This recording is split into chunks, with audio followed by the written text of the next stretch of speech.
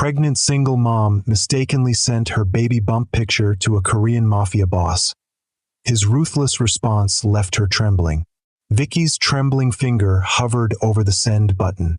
"One last chance to see his child," she whispered, attaching the silhouette photo of her baby bump. The message delivered with a soft ping. What she didn't notice was the single wrong digit in the phone number. 3 miles away, in a dimly lit private room, Kangdae Park's phone vibrated during a tense negotiation. 5 men fell silent as he glanced at the screen. His expression remained stone cold, but his eyes changed.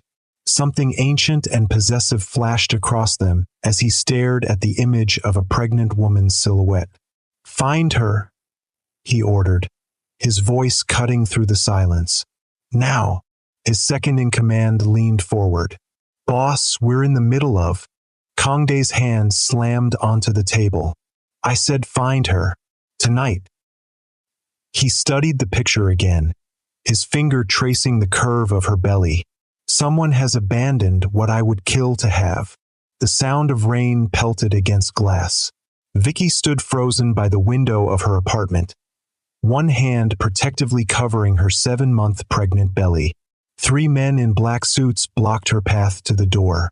Behind them stood a tall figure, broad-shouldered, immaculately dressed in a charcoal suit that seemed to absorb the shadows around him. "Please," she whispered. "I never meant to involve you in this." The man stepped forward, the others parting like water before him. His movement was controlled, the walk of a predator. When he spoke, his voice was dangerously soft, carrying the slightest trace of a Korean accent. "When I make someone mine, I protect them at all costs." The sound of breaking glass shattered the moment. Gunshots cracked through the air. In one fluid motion, he pulled Vicky to the ground, shielding her body with his own. "Breathe," he whispered against her hair. "I won't let anything happen to you or your child." In that moment, as danger reigned around them, Vicky realized how far they'd come from that first mistaken message. How one wrong digit had changed everything. 3 months earlier, Vicky's small apartment was bathed in pale morning light. Bills were scattered across her kitchen table, all stamped with final notices in alarming red. Her laptop screen glowed with a fresh rejection email from yet another potential employer. "We regret to inform you that while your qualifications are impressive, we are unable to accommodate your current situation." Her current situation. A polite way of saying no one wanted to hire a woman 7 months pregnant. Vicky closed the laptop with a sigh. 28 years old, alone, with a baby on the way and vanishing savings. Her phone rang, the hospital's number. "Ms. Martinez, this is Dr. Kim. I'm calling about your last checkup results." Vicky's heart skipped. "Is everything okay? Your blood pressure is concerning us. This pregnancy is becoming high risk. You need to reduce stress and rest more." Reduce stress. In a world where she couldn't even pay next month's rent. After hanging up, she watched Seoul's skyline shimmer in the distance. She'd come to South Korea 3 years ago for a teaching position, fallen in love with the wrong man, and now found herself stranded in a foreign country, carrying his child. The memory of Jonathan's face when she'd told him about the baby still burned. "I can't do this right now," he'd said. "My family would never accept this." That night, Vicky stood before her mirror. She took her phone and captured a silhouette photo against the window. The sunset painted her profile in gold and shadow, highlighting the curve of her belly. She opened her messages. Jonathan hadn't responded to her texts in months, but something in her needed to try one last time, not for herself, but for their child. She typed quickly, "I know you don't want to be part of this anymore, but I thought you should see what your child looks like now. I'm not asking for money, just thought you might want to know that despite everything, we're doing okay." She attached the photo and hit send, not noticing in her exhaustion that her finger had slipped on the last digit. In Gangnam District, Kangdae Park sat at the head of a polished table. 5 of Seoul's most dangerous men waited in tense silence as he reviewed their agreement. At 34, Kangdae had built an empire that stretched from legitimate businesses to the darkest corners of Korea's underworld. "The terms are unacceptable," he said quietly.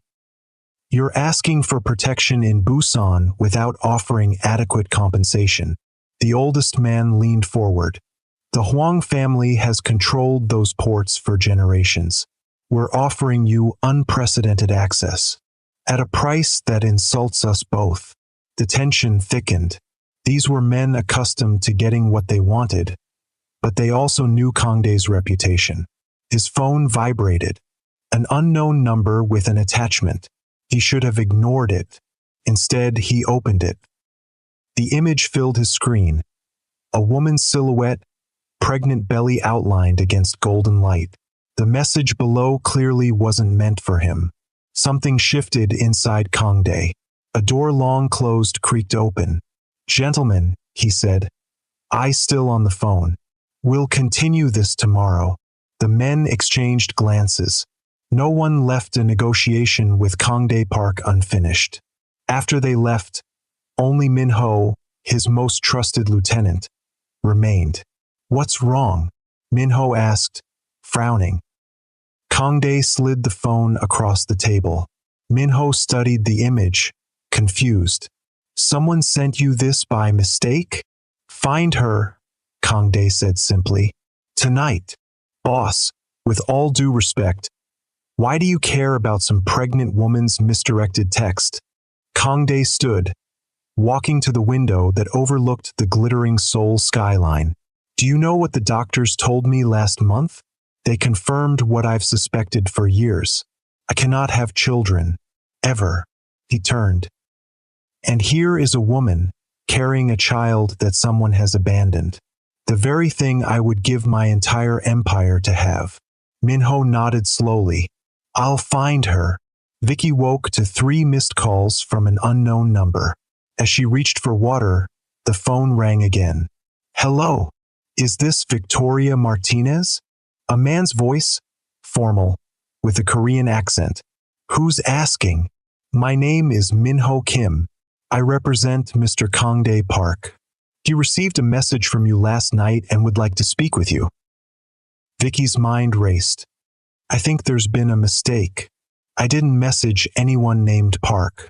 You sent a photograph of yourself." Her heart sank. "The wrong number. I'm very sorry. It was meant for someone else. Please tell Mr. Park to delete it and forget about it. I'm afraid Mr. Park would like to meet with you personally. He's prepared to send a car." "No," Vicky interrupted. "Thank you, but no. I'm not meeting with a stranger because of a wrong number. Ms. Martinez, Mr. Park is a very influential businessman in Seoul. He merely wishes to speak with you briefly." Vicky felt a chill. How had they found her name? "I have to go," she said and ended the call. Her phone buzzed with a text message. "Ms. Martinez, I understand your caution. Mr. Park simply wishes to offer assistance. He will be at the cafe across from your building at noon today. Your presence is entirely voluntary. M.H. Kim." They knew where she lived. Somehow, this stranger knew exactly where to find her. At 11:45, she watched as a black sedan pulled up outside the cafe. 2 men in suits emerged first, scanning the area. Then he appeared. Even from a distance, his presence commanded attention. Tall, broad-shouldered, dressed in an impeccably tailored suit. He walked with absolute certainty, as if the world adjusted itself to accommodate his movements. At 5 minutes to noon, Vicky decided not to meet him. At 2 minutes past noon, there was a knock at her door. Vicky froze. She hadn't given her apartment number. "Ms. Martinez?" A deep voice, the Korean accent subtle but present. "I'm Kangdae Park. I received your message last night." Her heart hammered in her chest. "I understand your caution," he continued through the door. "I would be concerned as well. I've left my guards downstairs. I'm alone. 5 minutes of your time is all I ask. Something in his voice made her step closer to the door. How did you find me?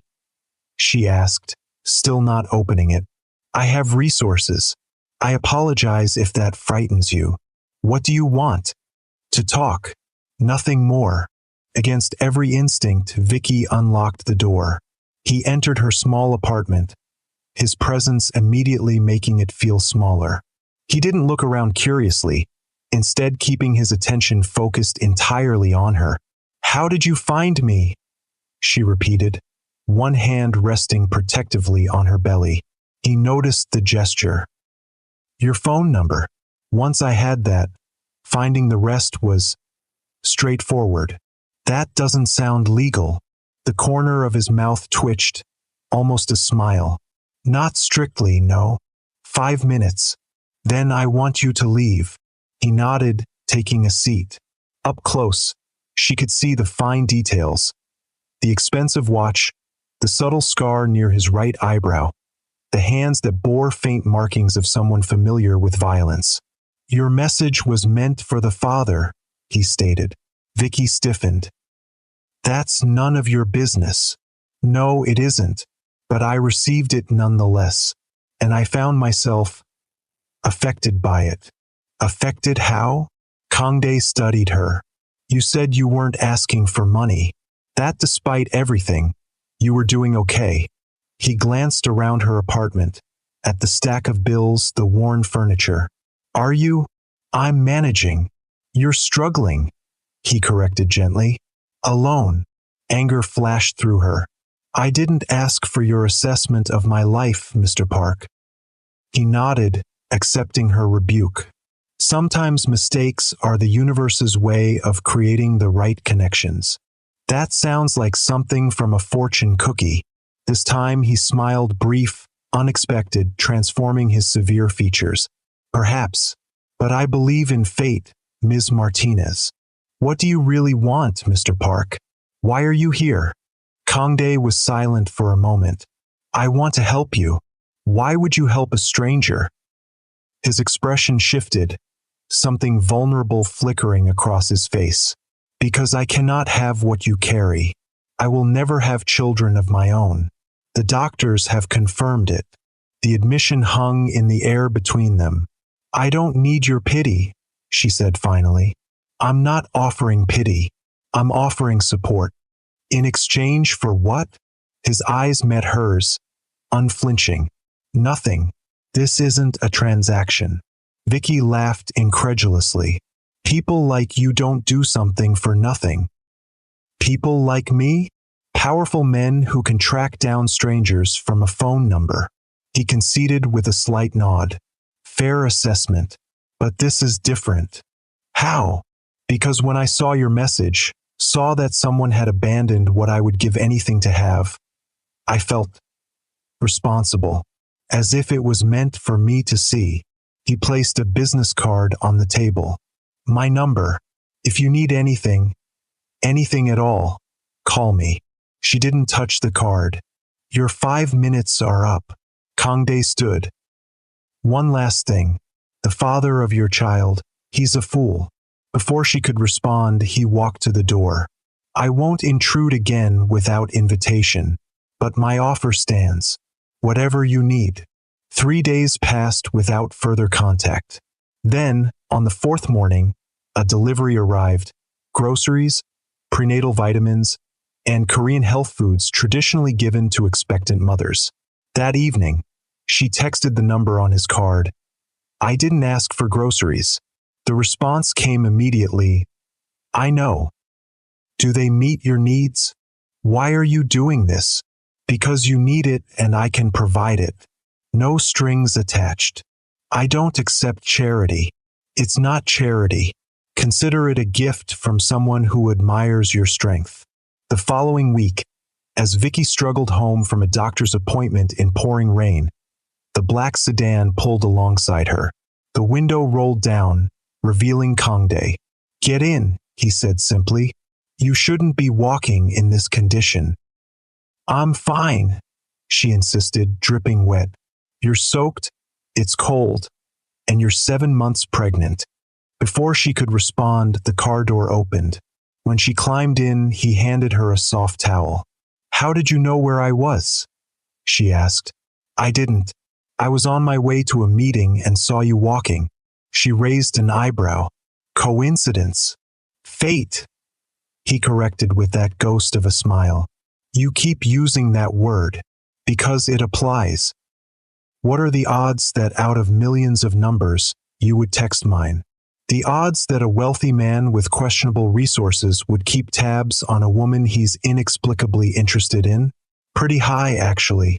Something flickered in his eyes. Amusement, perhaps. "You're very direct, Ms. Martinez." "Vicky," she said suddenly, "if you're going to stalk me, you might as well use my first name." This earned a genuine smile, transformative, warming his entire face. "Vicky, then. And I'm not stalking you, merely keeping an eye out. Is that what your men are doing too? The ones who've been parked across from my building for the past week?" His smile faded. "You noticed. I'm observant. There for your protection." Vicky's heart stuttered. Protection from what? Soul can be dangerous for a woman alone. And what are you exactly? What kind of businessman needs men watching an apartment building? The kind who has enemies. The kind who wants to ensure that his interest in you doesn't put you at risk. A chill ran through her. "Who are you really?" "Someone who can help you," he said simply. "Someone who wants to." Over dinner at a small restaurant, Vicky studied him, trying to reconcile the thoughtful man across from her with the powerful figure who could track down a stranger from a text message. "Your turn," he said. "Tell me something about yourself that isn't in your file." "My file?" she repeated, alarmed. He looked slightly embarrassed. A poor choice of words. "You have a file on me. Basic information only. For security purposes." "That's invasive." "It's protective," he countered. "I needed to know if you were safe to approach." And was I? Safe? Something darkened in his expression. "The father of your child has a gambling problem and debts to dangerous people. That makes you potentially vulnerable." Vicky felt the blood drain from her face. "Jonathan has gambling debts? I've taken care of it," he said quietly. "What does that mean?" "It means his debts have been settled. He won't be bothered by those particular creditors again." Vicky stared at him in disbelief. "You paid off his debts? Why would you do that?" "Because they represented a potential threat to you and your child. The amount was insignificant to me. I can't repay you. I never asked you to." His voice softened. "Vicky, I don't want anything from you except the chance to help. Everyone wants something. Not always. Sometimes people just want to do what's right." She laughed bitterly. "In my experience, men who talk about doing what's right are usually hiding what's wrong." Instead of being offended, Kangde nodded. "A fair assessment, based on your history. You're clearly powerful, dangerous even, the kind of man who has security personnel watching buildings. That doesn't happen in normal business." Kangde was silent for a long moment. "You're asking if I'm involved in illegal activities. Are you? Would it matter if I was?" "Of course it would." He studied her face intently. "My family has been in Seoul for generations. We've built businesses, developed connections. Some of those connections operate in gray areas.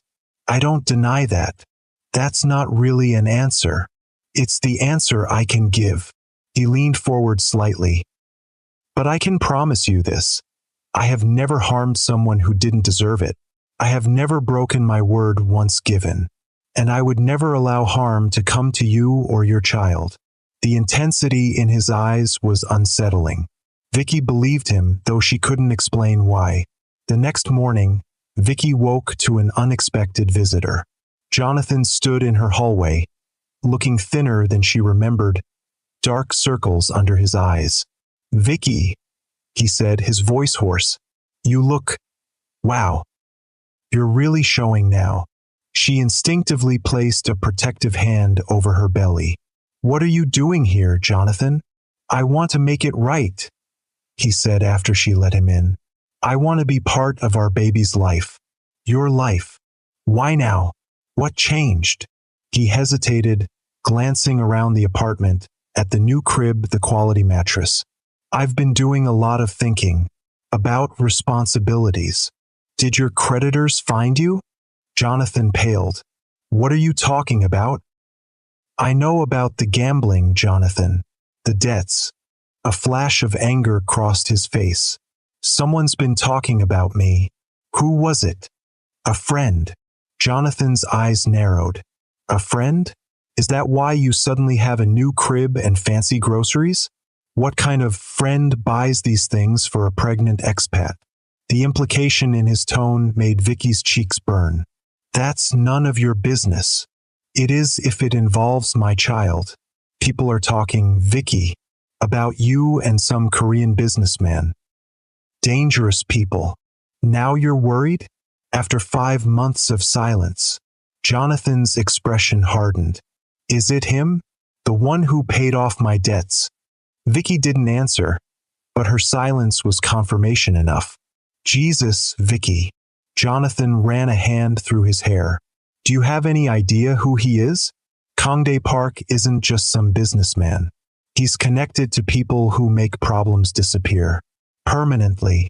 You gave up the right to have opinions about my life when you walked out. I'm trying to protect you. Like you protected me when you left me alone and pregnant?" Her voice rose. "You don't get to come back now and pretend to care." Jonathan's expression shifted, calculation replacing concern. "Fine, let's talk about money then. I'll support the baby." "I don't want your money." "Everyone wants money, Vicky. Get out." The words were quiet but firm. "This isn't over. That's my child you're carrying. I have rights. Rights you forfeited when you disappeared." Vicky closed the door behind him. With shaking hands, she reached for her phone. Kongdae answered on the first ring. "Vicky, is everything all right?" "Jonathan was here," she said without preamble. A pause. When Kongdae spoke again, his voice had changed, colder, harder. "Are you hurt?" "No, just unsettled. He knows about you, about the debts being paid. Stay where you are. I'm coming over." Kongdae arrived exactly 15 minutes later, flanked by 2 men. Gone was the carefully controlled businessman. In his place stood someone harder, more dangerous, his eyes cold, his movements vigilant. What did he want? The question was direct, his voice tight with controlled anger. After Vicky recounted the conversation, Kongdae's expression grew darker.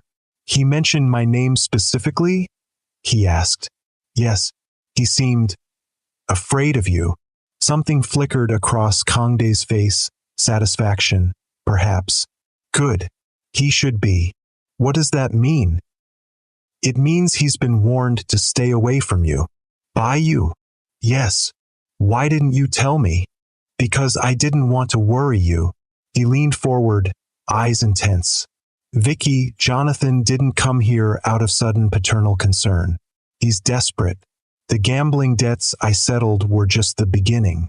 He owes money to people who don't negotiate. Dangerous people.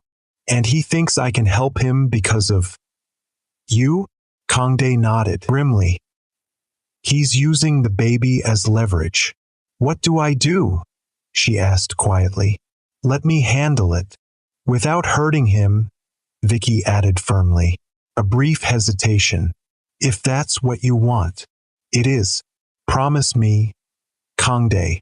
His jaw tightened, but he nodded. "I promise. No physical harm will come to him, but he will stay away from you." "Thank you." His expression softened. "I told you from the beginning. I will protect what matters to me." A storm hit Seoul. Rain lashed against Vicky's windows as thunder shook the building. The power went out completely, leaving her in darkness. Her phone battery was low, the emergency flashlight dim. As the apartment grew colder, she made her decision. She called Kangdae. "I'll take you up on that offer," she said when he answered. "If it's still available." His voice warmed. "Of course, I'll send a car immediately." The penthouse was breathtaking. Spacious, elegantly furnished, with floor-to-ceiling windows offering a panoramic view of the city. But it was the nursery that stopped Vicky cold, fully furnished with the highest quality baby items, including a small stuffed tiger with a note. "This was mine as a child. My grandmother said it protected me from nightmares. Perhaps it can serve the same purpose for your little one." Tears welled in her eyes. The gesture was so unexpected, so personal, offering not just material support but a piece of his own history. The next morning, she woke to sunlight and the smell of coffee brewing. In the kitchen, she found Kangdae himself, dressed casually, preparing breakfast. "I didn't know you cooked," she said. "Only breakfast," he admitted. "My grandmother insisted all men should know how to cook at least one meal properly." As they ate, Vicky studied him. Here, away from his usual environment, Kangdae seemed different, more relaxed, less guarded. "Will you stay here too?" she asked suddenly. He looked up, surprised. "No, this place is yours for now. I have an apartment in the building, but on a different floor. I would feel safer with you nearby." Something flickered in his eyes. "Pleasure, perhaps. Then I'll arrange it. I can work from here most days." After breakfast, as they stood in the living room, Kangdae grew serious. "Your safety matters to me, Vicky, more than I can express." The intensity in his voice made her heart skip. She was about to respond when a sharp pain lanced through her abdomen. She gasped, clutching at her belly. Kangdae was at her side instantly. "What is it? What's wrong?" "I don't know," she managed through gritted teeth. "It hurts." Without hesitation, he lifted her into his arms. "I'm taking you to the hospital." At the hospital, doctors confirmed preeclampsia, dangerous but manageable if caught early. Through it all, Kangdae remained by her side, asking precise questions, ensuring she understood everything the doctors said. When they were finally alone in the hospital room, Vicky felt exhaustion washing over her. "You didn't have to stay," she murmured. Kangdae sat beside her bed, his usually perfect appearance rumpled after hours in the hospital. "Yes, I did. Why?" He looked at her, all pretense stripped away. "Because I care for you, Vicky. More than I should, perhaps. More than is wise. When I saw you in pain, when I thought something might happen to you or the baby, I've never been so afraid." A week later, with Vicky on strict bed rest in the penthouse, Kangdae received an urgent call. His expression changed instantly, the warmth replaced by something cold and focused.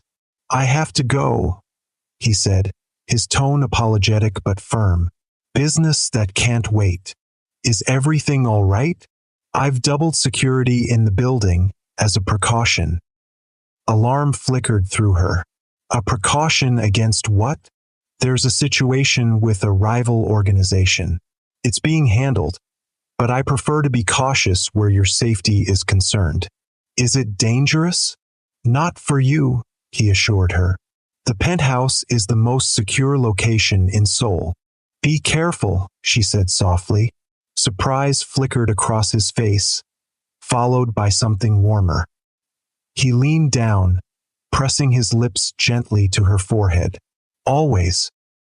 After he left, Vicky tried to distract herself, but worry gnawed at her. By morning, with still no word from Kangdae, her anxiety had peaked. She tried calling him, but the call went straight to voicemail. Finally, she contacted Minho. "Ms. Martinez?" Minho answered immediately. Is everything all right? I haven't heard from Kang Dae since yesterday. Is he okay? Pause. Mr. Park is in meetings. The careful evasion told her more than any direct answer. He's not okay, is he? Something's happened. Another pause, longer this time. There was an incident last night. Mr. Park sustained a minor injury. He's being treated, but is otherwise fine. I need to see him. That's not possible. Your condition. I'm going with or without your help, she interrupted, determination hardening her voice. Give me 30 minutes. I'll arrange transport myself. Kang Dae's private home was a traditional Korean house, secluded behind high walls. Minho led her through the main gates into a courtyard where a small fountain bubbled peacefully. She found Kang Dae sitting by the window, his left arm bandaged and held close to his body. When he heard the door, he turned, his expression shifting from irritation to shock. Vicky, what are you doing here? You should be resting. So should you, she countered, moving closer. You're hurt. His jaw tightened. Minho shouldn't have told you. What happened?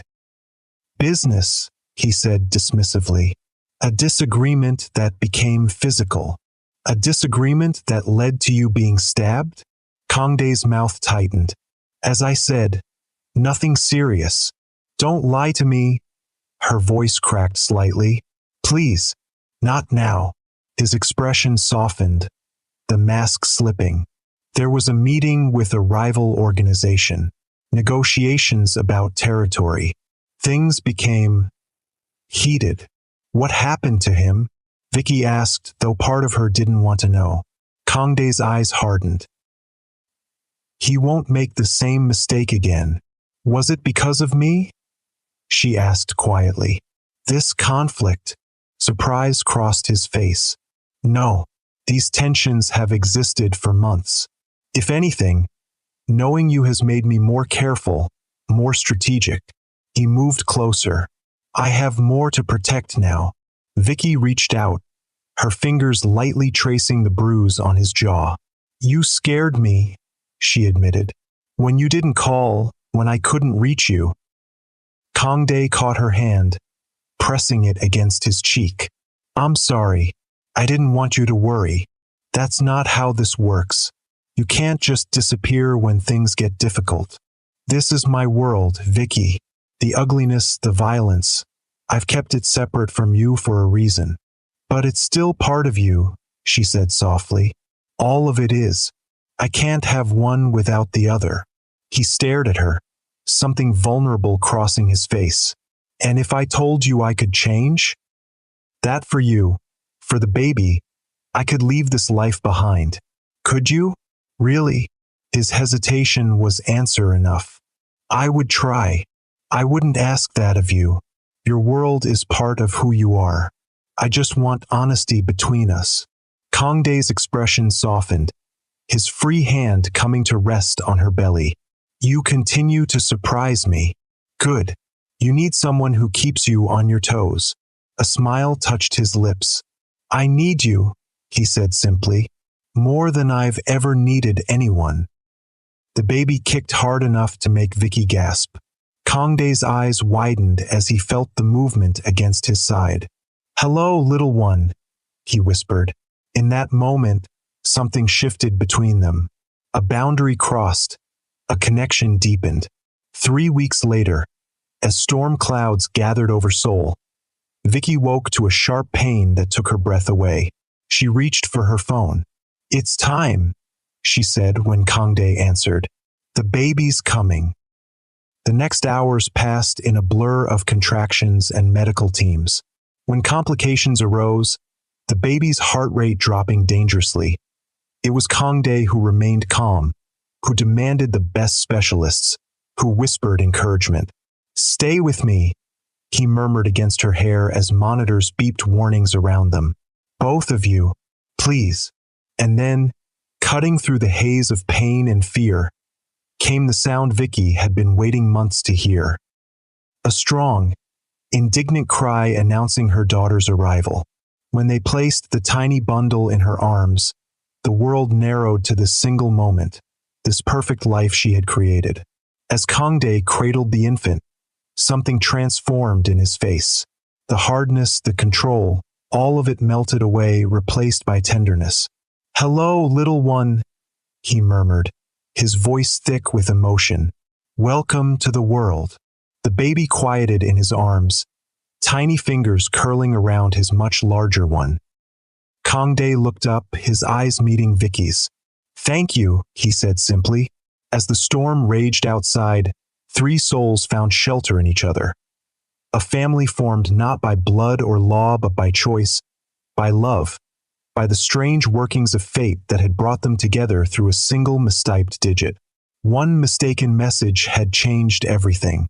His ruthless response had not been violence or manipulation, but a fierce, unwavering commitment to her well-being. It had left her trembling not with fear but with the realization that sometimes fate sends exactly what we need in the most unexpected packages.